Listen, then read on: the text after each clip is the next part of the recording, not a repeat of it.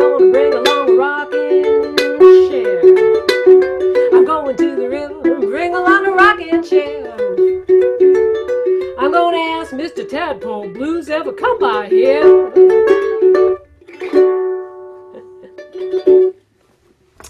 So that song is one of the great African American blues players who's ukulele native.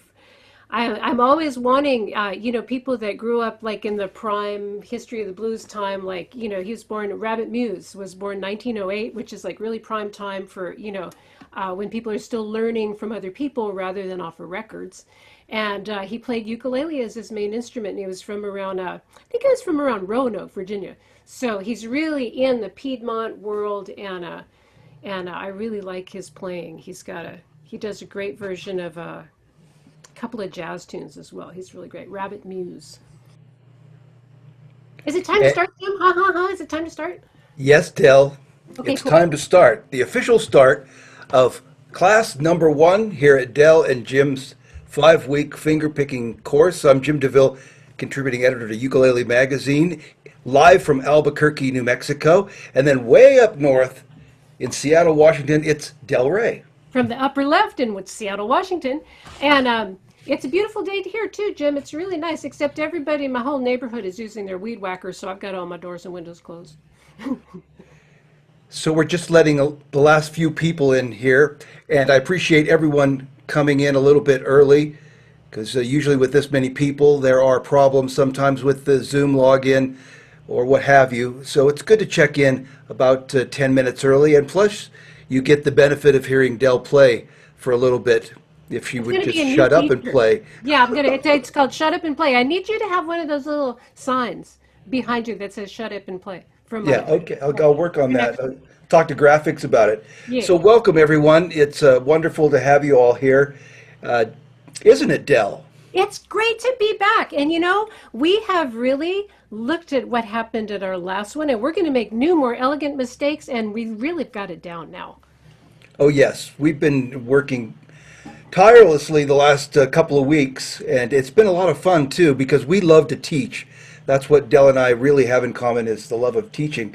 And Dell, why don't you go over just some of the Zoom etiquette as we get going here on our first class? Yeah, everybody's probably pretty used to it by now since we've all been using Zoom, but basically just keep yourselves muted when everything's going on and mute yourself when you come in if it doesn't show up that way normally. And then if you make your chat window pop out, if you can double click on it, and then you can see your chat window while you're actually looking at the video presentation as well, and you'll see questions that come up and you can ask your own questions. You'll see, just type them in the chat window.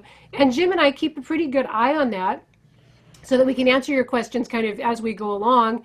And then we'll also have some open, as usually for the first thing we'll do after we say hello is we have questions and answers. So if you have your burning questions from whatever the material was from last week, that's when you can unmute yourself, you can wave, or you can just ask in the chat. It's up to you. But the chat is a good way because we can see that and we keep track of it.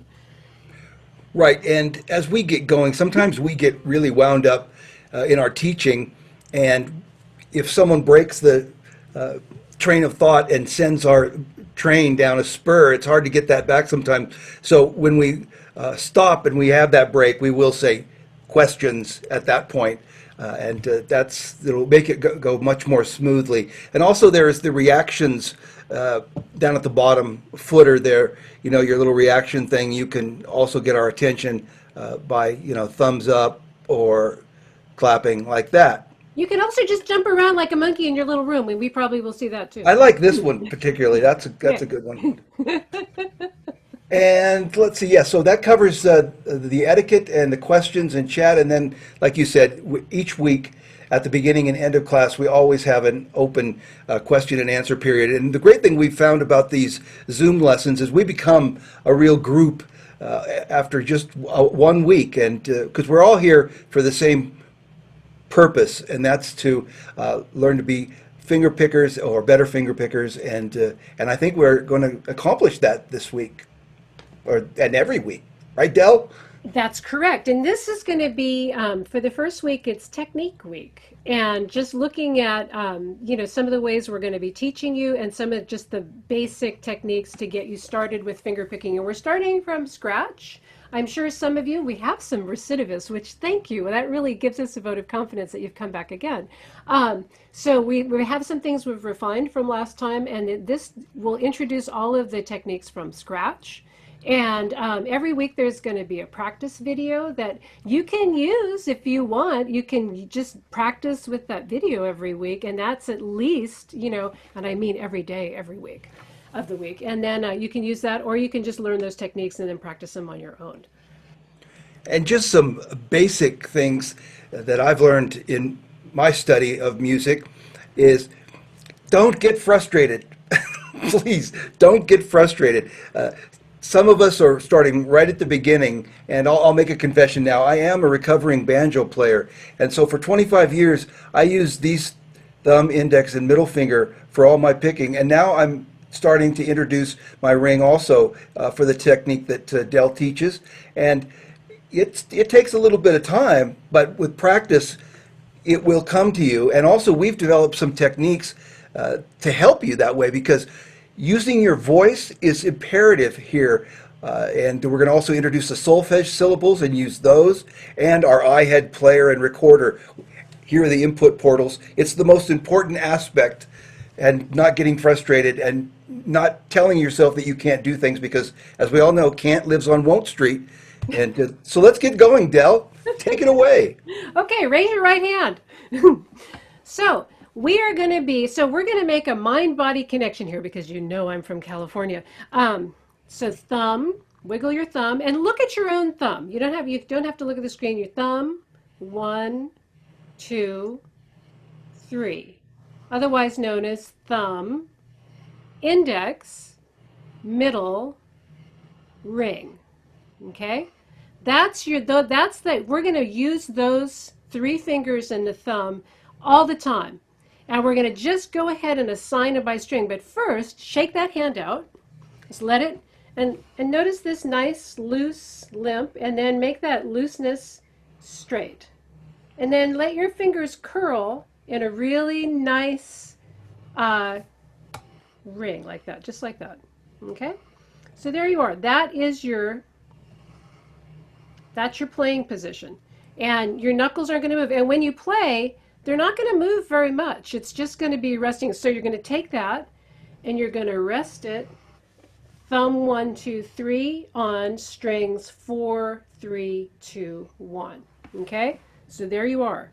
You're just resting on those strings, and that is your playing position. So thumb is going to play fourth, 1 is going to play third, 2 is going to play second, 3 is going to play first. All the time. We're never going to play on any other string than that. Some of you I know have developed, like Jim, developed finger picking techniques that might be slightly different than this. For right now, when I've got my eye on you, just try it this way and see what happens. And all of the exercises and the practice videos are going to assume this finger position. So if you're playing the 4th string, it's your thumb. If you're playing the 3rd string, it's your 1st finger. If you're playing the 2nd string, it's your middle finger. And if you're playing the top string, the 1st string, it's going to be your 3rd finger. Okay, so all the time. And that little hand, and so that's your basic playing position, and we're going to use it like that all the time. Jim, solfege. Hold on just a sec. I'm copying something to paste in. Someone's trying to get in using their phone, and I need to provide that information real quick. Oh, okay. So let's And just do a little practice on that. So, yeah, you have to divorce TI. Well, you don't have to divorce TIM, but just start again. Let's just, all of you who have taken the class before, let's just wipe your hand across your forehead, Cheryl, and it's gone. It's a new, fresh thing. Just try this. So thumb, 1, 2, 3, thumb, 1, 2, 3, thumb, 1, 2, 3. Notice how infinitesimal my motion is. It's not thumb, 1, 2, 3. It's not, okay? There's no movement. There's no resting, okay? And this finger will probably feel a little weak. Don't worry, it'll get stronger. Just keep trying it and don't let it slouch, okay? So thumb, 1, 2, 3. And you might try nodding your head. Make yourself a little metronome and nod your head. So every time you're hitting a string, your head is going down.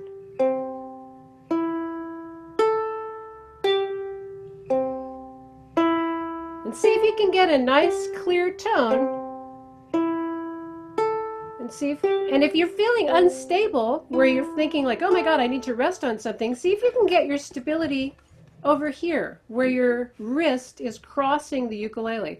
Also notice, for those of you who are real uke strummers and uke natives, a lot of times you're up here, you're strumming way over here, right? This is a real sweet spot on the uke for strumming.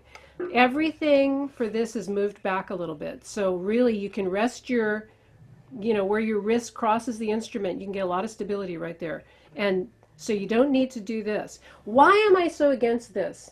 Look what that's doing to your tendon sheaths. When you really start to play a lot, even on a uke, it's not good to run your tendons through their sheaths at an angle. Anytime you're doing that, you're asking for tendonitis, especially when you're using your keyboard. I actually don't think people got tendonitis nearly so much before everybody and their uncle used a keyboard.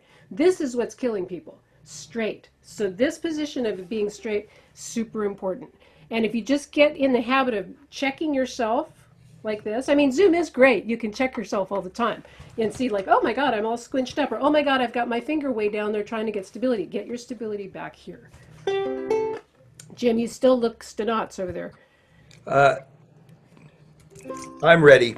Okay then, solfege. So I think in terms of 4, 3, 2, 1. Jim thinks in terms of the solfege notes, which really makes it helpful when you're trying to learn melodies.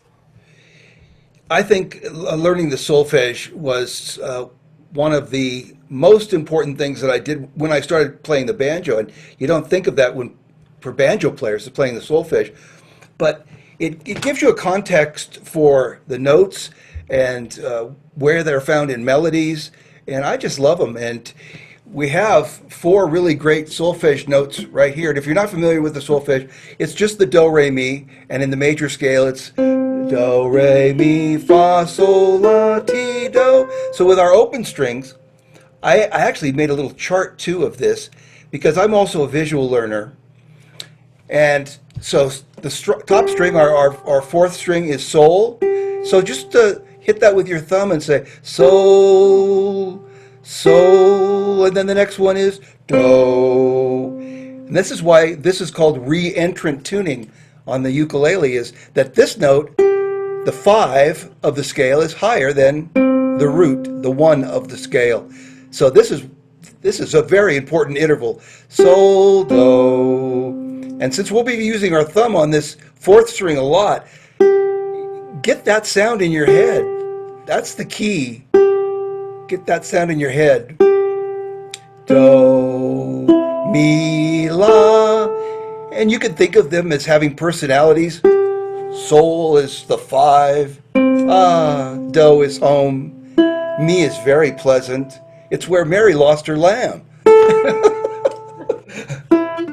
I told you. And la, how can you be sad with la? So when you're practicing, I would suggest using these solfege syllables and get them into your brain. There's only 3 others, and you have the entire major scale.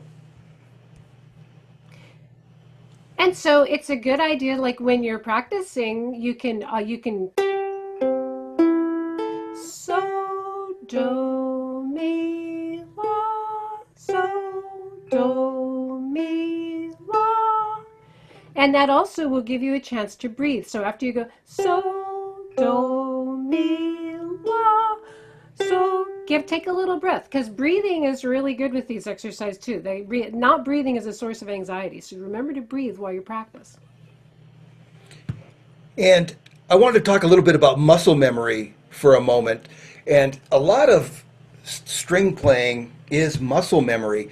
Is you're teaching these fingers to connect. Oh, look, they're connected. It's connected. Oh my goodness. It's realizations like that that drive us forward. It's connected. So think of it as muscle memory too.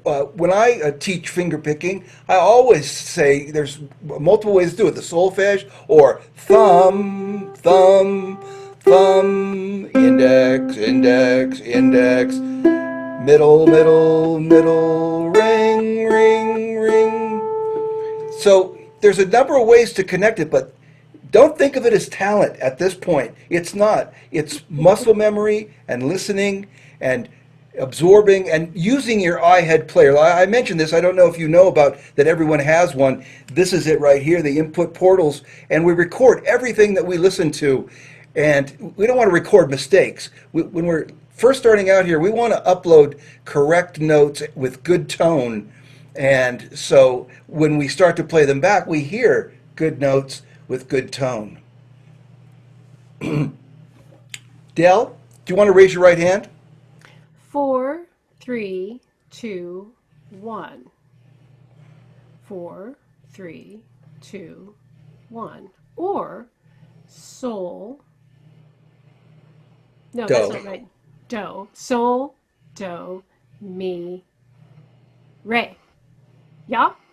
No, law. La. Sol, do, mi, la. See, that's what my learning goal is, getting the solfege totally under my hands. I don't have it. And did you know Or, that? Did you know that you said four? Oh, you're talking the strings, right? Yeah, that's right. All right. yeah, I'm I'm talking to sorry. strings. So I'm Okay. trying to make the connection where this is always playing the same strings. That's the connection I'm trying to make today. So, and then in terms, I usually think of these as the names of the strings. So G, C, E, A is how I think. I don't think in solfege, I think in G, C, E, A. But for this, since we're doing so much right hand stuff, I'm thinking more in the numbers. Okay, so the next thing, so obviously just playing one thing at a time is one thing, but we're going to play pinches. So what is a pinch? So look around your uh, living environment there and find the perfect thing is a credit card. Find your credit card and just hold it in your left hand. We're going to pick up that credit card because that is the motion of pinching. So just pick, like first we're going to pick up with thumb in one, and we're going to pick it up and drop it back down. Just pick it up, drop it back down. Very good. And then we'll do thumb in two. Just pick it up and drop it back down on your hand. Thumb in two. Uh-oh. Somebody's lost their credit card. It's under the couch. Okay, thumb in two. Now we're going to pick up thumb in three. This is really the motion. So let's do the thumb one, thumb two, thumb three, thumb two, thumb one. Okay, shake your hand out and make your little claw, nice and straight wrist. Okay, then just put that on there and let's apply that. So when you pinched with that credit card, your fingers met some resistance. So they when they pinch here, they're actually, especially on that thumb in one, they might pinch each other. They might touch each other. So you're pinching thumb in one, and it looks like that. It's not very much movement. You notice it's kind of going into the curl, and the thumb is meeting it. Now let's try thumb in two. A little less close there so they don't tend to touch each other. Thumb in two. Now we've got thumb in three. That's the one that feels most like the credit card because it's the farthest apart. Okay, so let's try that. In the count of four, we're going to play one of each. 1, 2, 3, 4.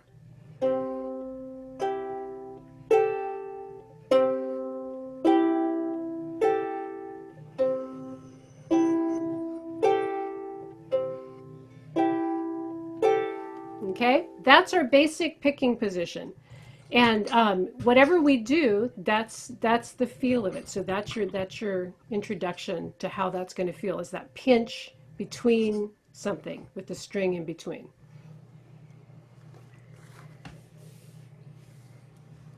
I think at this point it's time, Dell. I think it's time. Are you ready to have Are our you ready special to have some time? guest join us today here at Dell and Jim's Finger Picking? Yes, it's it's Mr. Metronome, fresh from Wahoo! under fresh from underneath a large chanterelle mushroom in the forests of the Pacific Northwest. Wow. That's where Mr. Mushroom. Wow. Yeah, you know, That's really cute, Jim. So we what are we get going to do with Mr. Metronome? well. He's gonna introduce the metronome, and here it is, his best friend, the metronome. Wow.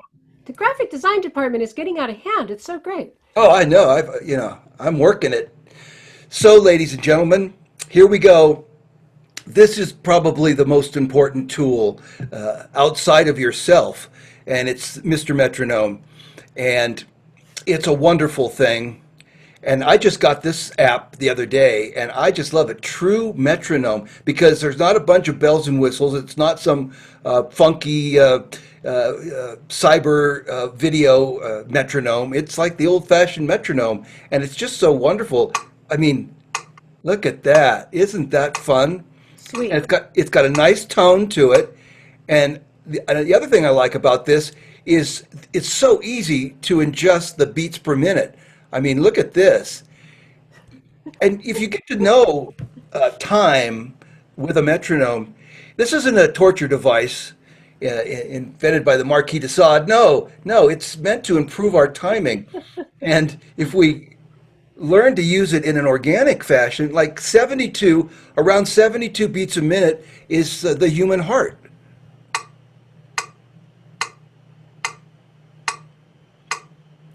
I can bond with that. Nice. So, Jim, should we try doing those pinches with the metronome? But you'll have to put all of us except you on mute. Correct. Yes, and let's do it about 50 beats a minute. How's that sound? That sounds good. And let's do it for half a minute. Okay, a half a minute of solid practice. And let's see, I've got to mute. I guess I just have to be, I can just mute myself. Right, you mute yourself. There we go. Okay, here we go, everybody, for just a half a minute on the pinching. So we're just going, right, Dell? Like that. Okay. Okay, here we go. Start at your own pace. 3, 4. I screwed up.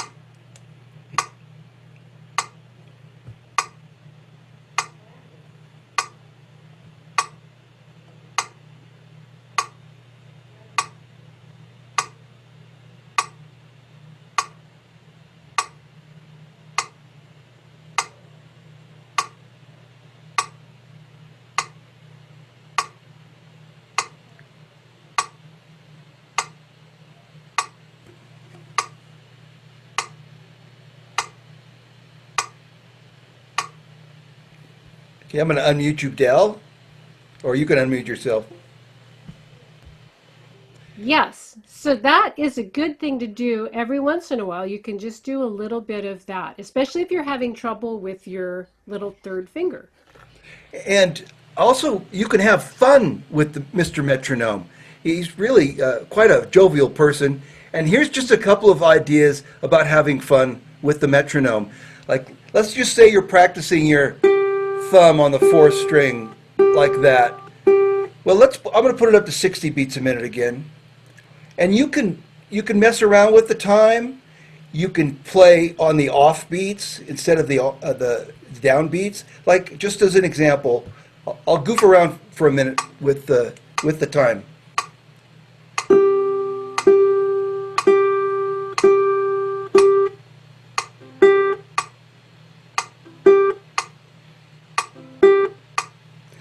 Or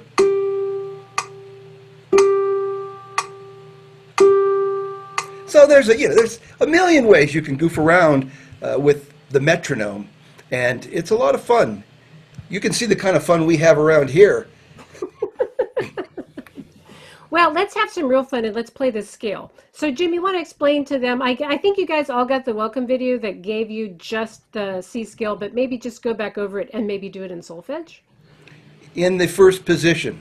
in the first Could position. you talk about the first position for just a minute, though? Right. Okay, so sometimes with adult learners, because you've, either learned from scratch or you're just diving into it from who knows where in your musical history, sometimes your left hand position gets a little out of adjustment. So basically, position means when you're in the first position, which is the first four frets, your fingers are basically assigned by fret. This makes everything really easier to get around, really logical. And when you lay down chords, it's really logical. When you lay down a chord that starts on the second fret note, it's your second finger. When you play a scale that starts with the second fret note, it's your second finger. First fret is your first finger. Third fret is your third finger. Fourth finger, often on the first position, will end up filling in to fill in like that. So it's really logical. And also that little shaking your hand out thing and letting it fall limply is really, look at what happens. If you let your hand fall to your side, just let it fall to your side, wiggle it, let it hang there loosely, bring it up, and it has this beautiful natural little curve. And that natural little curve is the shape, basically, of an F chord. So, you're in that position kind of when you fall down. And the pressure of your hand, just a little bit more so the weight of your fingers is about what holds down a chord. So you don't need to over press and you don't need to clutch too hard. Okay? And you want your position so that your finger is just behind the fret, just behind it, and arched up enough so that you can get a nice clear note. Although sometimes we use the lack of arch to damp a note, but that's a little more advanced technique. But you want to be able to get up and around and damp so that you don't, that's what it looks like from here, and there's your thumb. So your thumb is pretty much like in the middle of the pivot, so where you need that extra little bit of space. Okay, so we're going to play a C scale, and we're going to assign our fingers, thumb 1, 2, 3, 4, 3, 2, 1. So we're going to play just a plain C scale, so it's a whole step, and then it's another whole step, and we're going to switch strings, and then it's a half step, and then it's a whole step, then it's going to switch strings, whole step, and then a half step. So whole step, half step, whole step, whole step, whole step, half step. And for those of us, again, that like I love charts, but maybe I love them a little bit too much. But there's the way it looks on the fingerboard. You've got your open C, and open is on the other side of the nut there. Then middle finger pressing down the second fret, and that's Re. So the way to learn the solfege organically and easily is just do it one interval at a time until you've got these under your fingers and in your ears. Do, re, do, re, do, re, mi, and repeat until you can play that smoothly, evenly, and can hear it in your head too. Da, da, da. Because this is where the iHead player is so great too, because everything you've ever heard is up there. Every melody you've ever heard is up there. And where do a lot of those melodies come from? Right here in the major scale. And the great thing is, people say, oh, you're only teaching C? Well, every major scale is the same. It has the same structure, the same sound structure of the solfege syllables we're teaching here. So you can go to any key. It's still going to sound like do, re, mi. The pitch will just be higher or lower. So here we are, do, re, mi, fa. There's our first half step. Hear the difference between a whole step and a half step? And I like to think of the scale as two halves of a whole. You've got your first four notes, do, re, mi, fa, and then you jump over to the fifth note of the scale on the third fret, second string, and you start the second half with this, which is exactly the same pattern as the first half of the scale. So, la, ti, do. Hear how it sounded just the same as the first half? Da, da, da, da. Da, da, da, da. Hmm. So there you are. Do, re, mi, fa, sol, la, ti, do. And how useful is this? Well, Maria taught the Von Trapp family children to sing using the solfege in one scene. There you Okay, go. that went over like a lead balloon. So let's put that together with a pinch on the thumb. So we're going to pinch do, re, mi, fa, sol, la, ti, do. And so you'll be pinching on this string, you'll be pinching with thumb and one. On this string, you'll be pinching with thumb and two. And on this string, you'll be pinching with thumb and three as you go up. So, and I'm going to call the frets over here. And notice I'm calling the fingers as well. So, open, second, open, first, third, open, second, third. Let's go back down again. Third fret, second fret, open, third fret, first fret, open, second fret, open. So that's really important to play it with those fingers. This finger in Greek mythology is dedicated to Apollo. It's the I can do that finger. It's the smarty ass finger. Don't let it do everything. So don't be tempted to do this. Don't do stuff like that. Use the right finger for the fret. Count. Before you go on, Del, I think it's time for a good talking to. You know, when I taught privately in Portland, Oregon, many years ago at Artichoke Music, I would tell students that the most important thing was let's get this C major scale down and just play it one note at a time until you can really play it and hear it. Because it's musical and things are going to start dropping out of it. And they'd come back maybe in a week later and I'd say, how about that C major scale? Uh, can you do it? Oh, and I'd say, well, play it for me. And they'd go,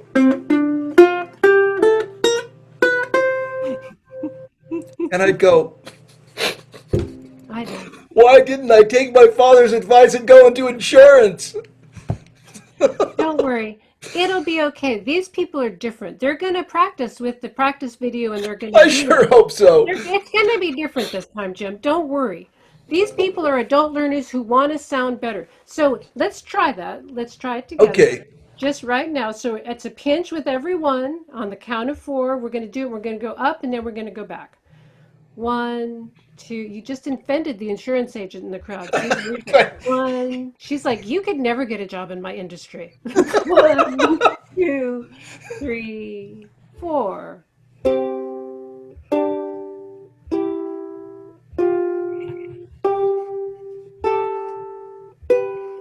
Deep breath, because we're coming back down again.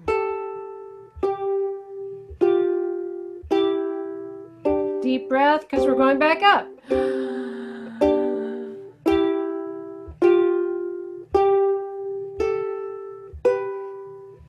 Deep breath.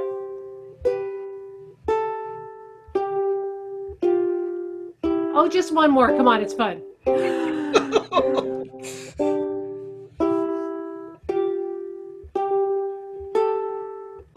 Breathe.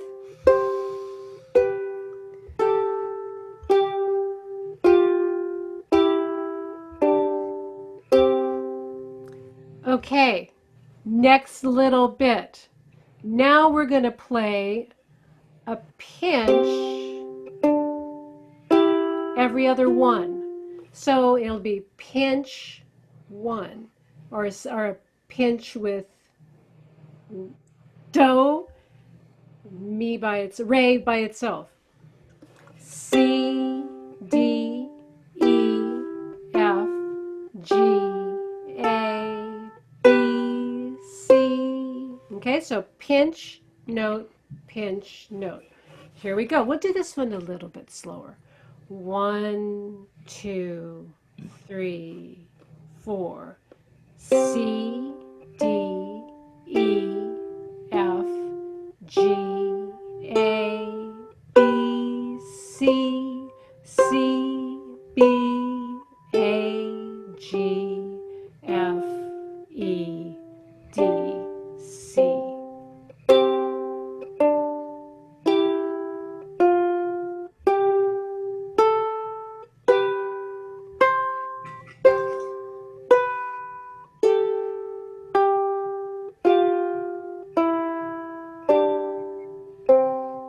Okay, so that's giving you one every other, a pinch every other note.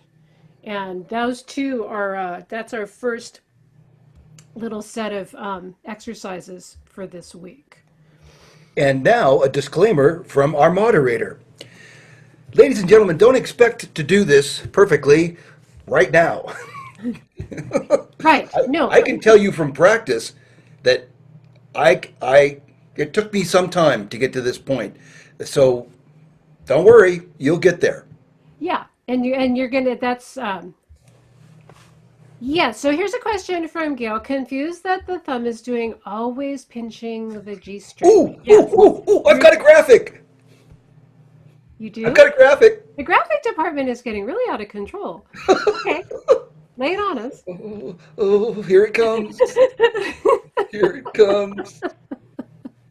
The thumb. See, there it is. The thumb is never and. Okay, so that the thumb is never and is about time, right? So for this session, your thumb is always going to go 1, 2, 3, 4. So that means 1, 2, 3, 4. So when we're counting that other one, 1 and 2 and 3 and 4 and. So the beats where you're not pinching for everything we do in this particular course, when you're not pinching, your thumb is on a down is so when you're not pinching, it's an and. So if you're playing a note that's by itself, you're counting it as and. 1, 2, 3, 4, 1 and 2 and 3 and 4 and, or 1 and 2 and 3 and 4 and, right? Does that make sense? Okay. So, thumb is always going to be on the fourth string.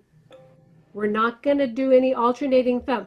The first time we did this class, we added alternating thumb, I think, a little too soon, and it was confusing. That's going to be in class 2, which we'll do in September once you've got this down. But this pinching, the time is always the same, and the thumb is always going to be on the fourth string. Okay? So you're always going to be banging on that G. I know it sounds a little annoying sometimes, but so, and don't get confused when you hit this G, and you can tell whether your ukulele's in tune. So you got that G. It does actually sound different, so you can try. But if you've got a melody note, it's going to be up here. And if you got a time note, it's going to be your thumb, right? And now an unsolicited comment from a recovering banjo player. This was very difficult for me the first time through the course. I could not do this. So I had to do it against Dell's better advice. I created another chart. Now, see, I'm always telling people don't try to go visual, but all right, you go. So I was just getting confused about these notes and then keeping my thumb going. So I've made this little chart where I have that thumb. I can just play the thumb 3, 4, but now I know that I'm also playing do with the thumb on the first downbeat.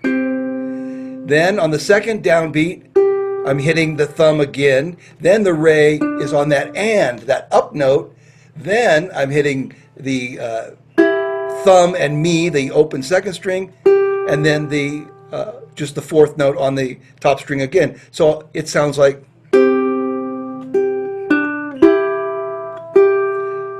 And I about started crying because Right. then I could really hear it. I could hear that. But take that down. That's for next week. Okay. I thought it says. We don't want him to get overwhelmed. We just want him to No, get no, that. but I wasn't going past that. Yeah. I shouldn't have put the rest of it on Right, there. exactly. Nancy is right. That's syncopation. We're not introducing syncopation until next week. Okay. Okay, I'm sorry. Forget I said that. But they know what's ahead. Syncopation is ahead. Okay, so, but for this week, nothing is syncopated. 1, 2, 3, 4, 5, 6, 7, 8, 8, 7, 6, 5. What is that? You can't count backwards like that. Doesn't do it. Okay, and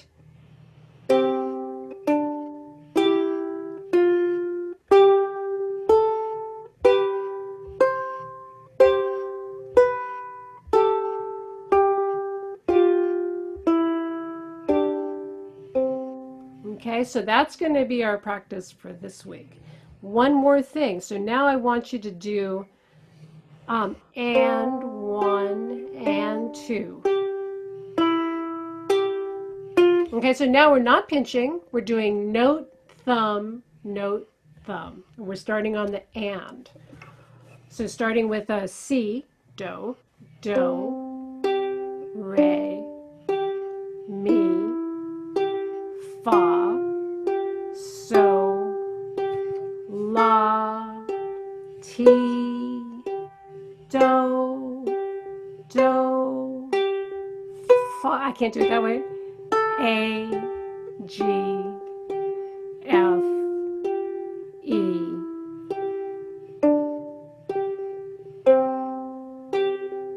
Okay, so that's 3 things for this week's practice. And if you'll do, I have in fact, let me give you the practice video right now in the chat. So this is thumb practice number 1. And you can practice along with me. There you go. And if you just do that every day, I think you'll have it by the end of the week. You can do it twice a day if you're an overachiever. And the other thing that we want you to do this week is to listen to the YouTube playlist, because this week there is not going to be a song, but coming up, there's going to be songs. And all you have to do with the playlist, and also I suggest, in case the chat doesn't come through when we make it, copy those 2 links. We're going to email them to you, but copy those 2 links and just put them somewhere so you have the copies of them.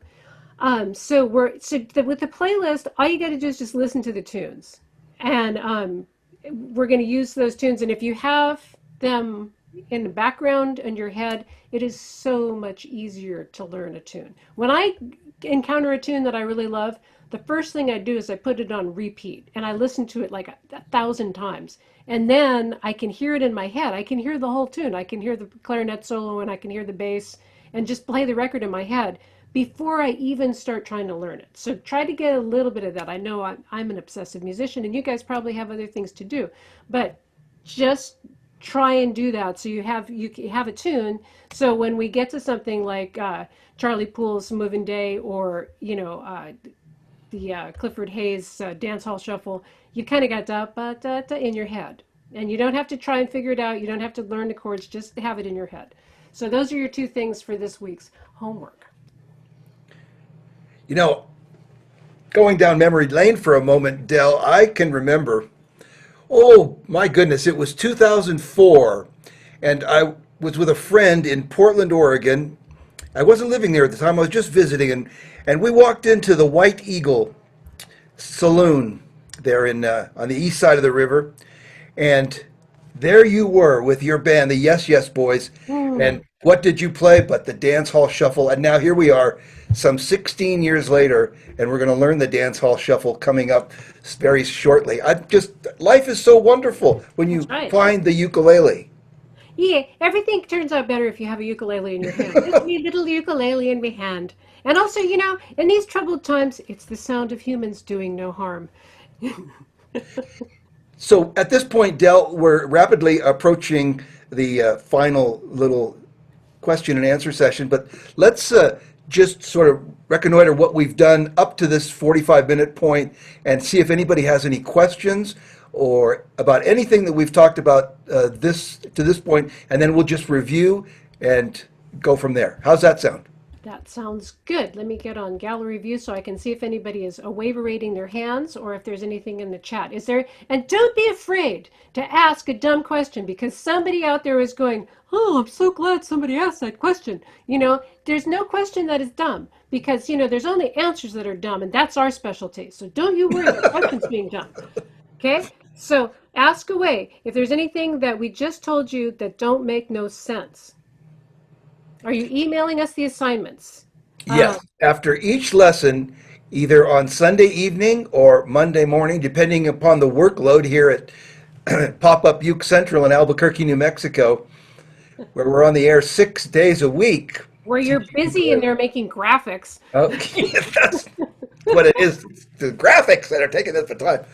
But anyway, usually Sunday evening or Monday morning, you will get an email. The entire group will get an email with the week's lesson, this lesson right here that we're recording via Zoom, and the week's practice video. If you do not receive said email from me, then you can email me and say, I did not receive said email, and I will personally send it to you. We're very good here about following up and keeping you happy, aren't we, Dell? Yes, we don't want you to revolt and come after us. So, No. yeah, and also that link to the YouTube, the thumb practice number 1, that's your practice for the week. So just do that, and you'll be ready for next week when we'll give you thumb practice number 2. And All these videos are unlisted, and they're for your eyes only. That's why we make them. yeah, so don't lose the link because if you lose the link, we'll have to send it to you again because it's not searchable. So there's a question there from Carla about the best place to put the left thumb on the back of the neck. How would I describe that? Okay, hold your ukulele up just like this, and now grab it in an F chord. So that pretty much, I mean, you can't grab an F chord with your thumb over here, right? Because it's not, and you can't grab an F chord and keep your ukulele upright comfortably if your thumb is too far this way, right? If it's too far this way. So that place where you can hold on to it and it feels pretty stable, right? I think that's the right position. I think that's it. So then take that position and apply it to your comfortable playing position. For me on this ukulele, it's pretty high up. And then this is my stabilization for the right hand. And I'm sorry if there are any lefties out there and I'm being right-hand centric. You know what to do. But that is, I think that's the way. So if you find that your thumb is creeping around from there, let's try that with another chord. So let's see if that works. Oh man, it works with a lot of chords. Okay, so if you do it with it's the same deal. So I think I think that might be helpful, Carla. If you can support your ukulele, I'm hands-free over here, without too much strain, then your thumb is probably in the right place. But an F chord is the easiest one to see that with. Okay? That was a good question. Thanks. Any other questions?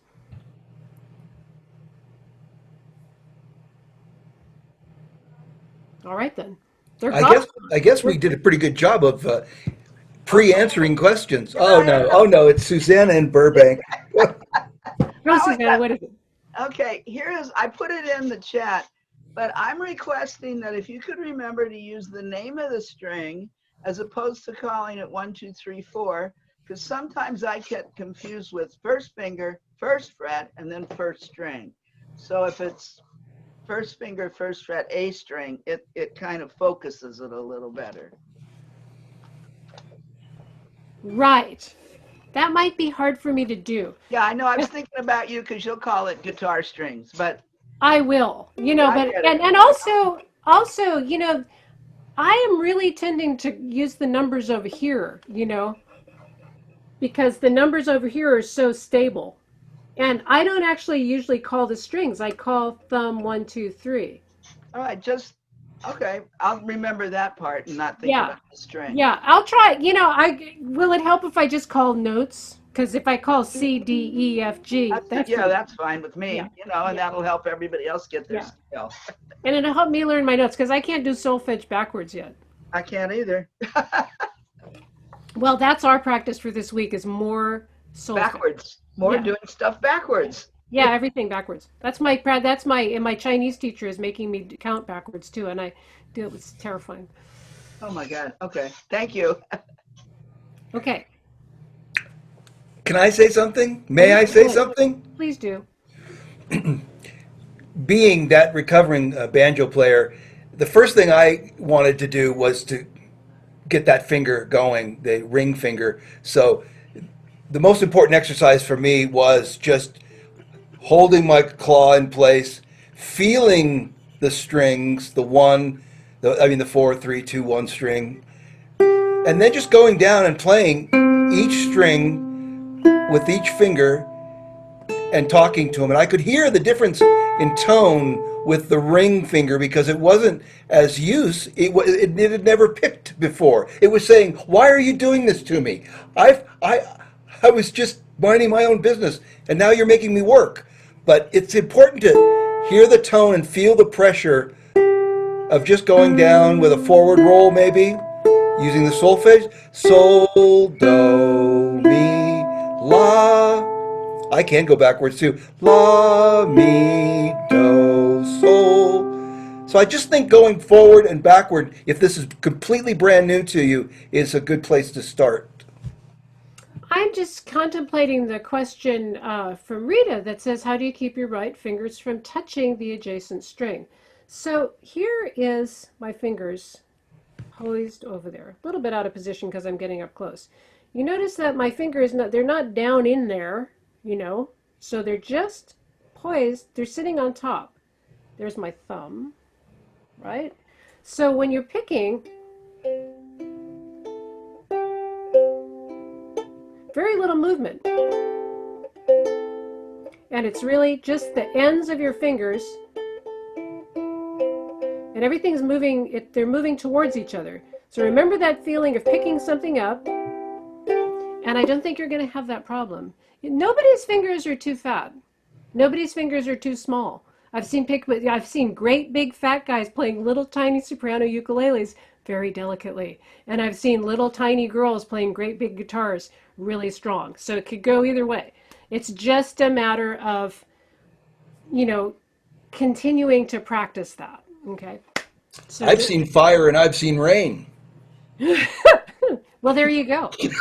I All right know. then.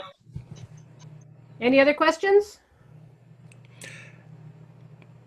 So why don't you review then what we've done today, Dell, and what's expected of them for this coming week.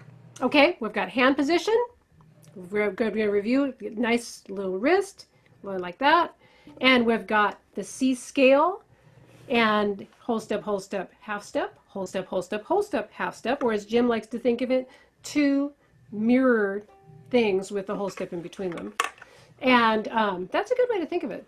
And then we've got our finger position on this hand and our in position on this hand, so that the frets are the same as the fingers when you play a C scale. And your thumb 1, 2, 3 is the same no matter what we're playing. We're going to be assigned like this no matter what we're playing. So the first thing we're going to practice is just pinching up the scale.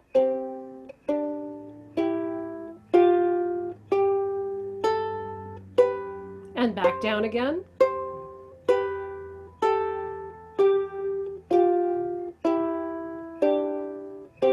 And then we're going to practice going every other one. One and two and three and four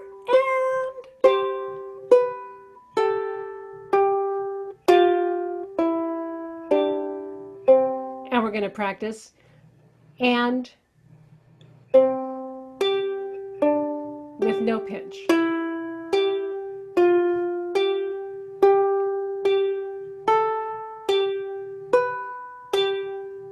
And come back down again.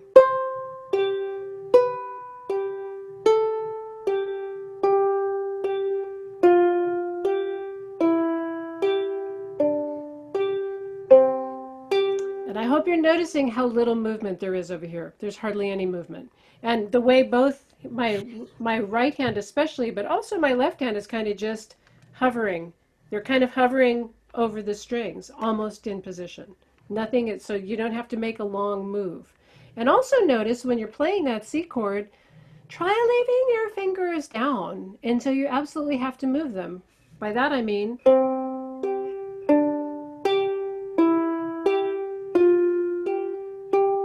like that was down all the way until I.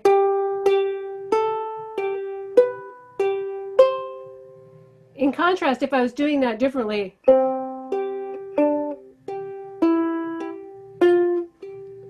it doesn't sound quite right, right?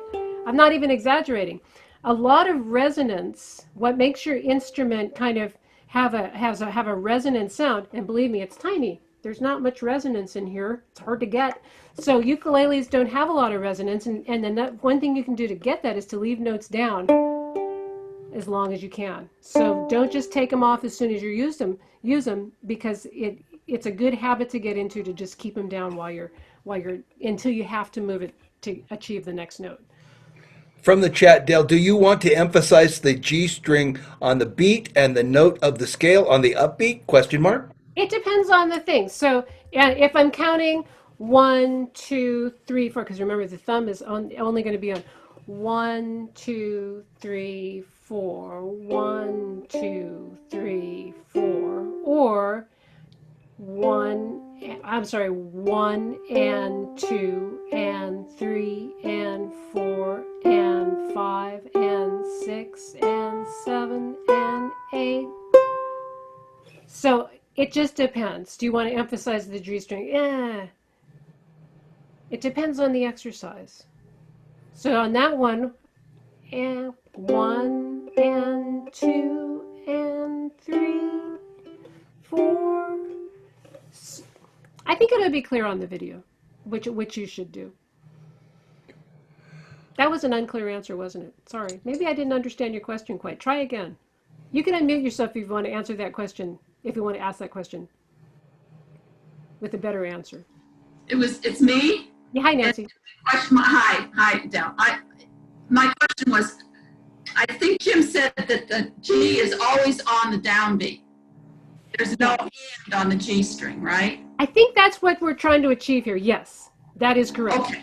Yeah. So when you do the scale, you want to think about the G being on the downbeat, on the down. It's on the 1, 2, 3, 4. I think of it as the quarter notes. Like I think of downbeat as the 1. So. Oh, okay. So the 1 and 2. Yeah, 1 and 2. Yeah. Right. So there's still so in the thing with that I'm giving you for this week, which is the introduction to it. If I'm making it so that I'm pinching every other beat, I'm going to count it 1, 2, 3, 4, 1 and 2 and 3 and 4. So the note by itself is going to be on an and. Don't worry about it too much. It'll be clear when you get to the video. Dell, I have to mention something from the legal department, that the thumb used in the thumb graphic is that of Temple, who is a student here at the class, and she's that's her thumb. We have to give her a nickel every time you show that, I know. There she is, with that famous thumb, Temple's thumb. Thank you. Yay, Temple's thumb. There it is. Hey, it looks like you've wiped that smile off your thumb. Oh, well, that's fun. Well, anybody else have any questions, comments, concerns, complaints, anything like that? This is your chance. You can unmute yourself and tell us. Or if not, we will begin the beginning of the end and say that we will see you next week. Yes, very good. And so get to practicing, check out those videos, and also please do listen to that playlist, because we are going to try and learn to tune as part of our class next week. Is everybody fairly well happy, though? Is everybody fairly well happy? They look happy. Good. Good, because we want everyone to be happy and yeah, that was good. Thanks. And get this together, and just stick with it. And put it in on an organic level, and you'll be amazed at the results. You will be. Cool. All righty then. See you next week. Thank you. Bye, everybody. Bye-bye. Thumbs up. Thumbs up. Thank you.